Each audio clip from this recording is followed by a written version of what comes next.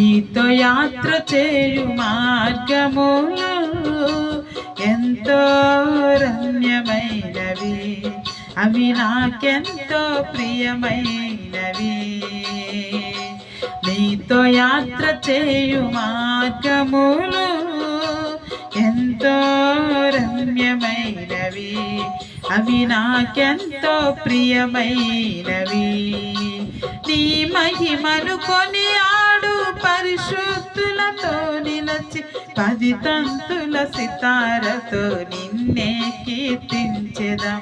నీ మహిమను కొనియాడు పరిశుద్ధులతో నిలచి 10 తంతుల సితారతో నిన్నే కీర్తించెదా.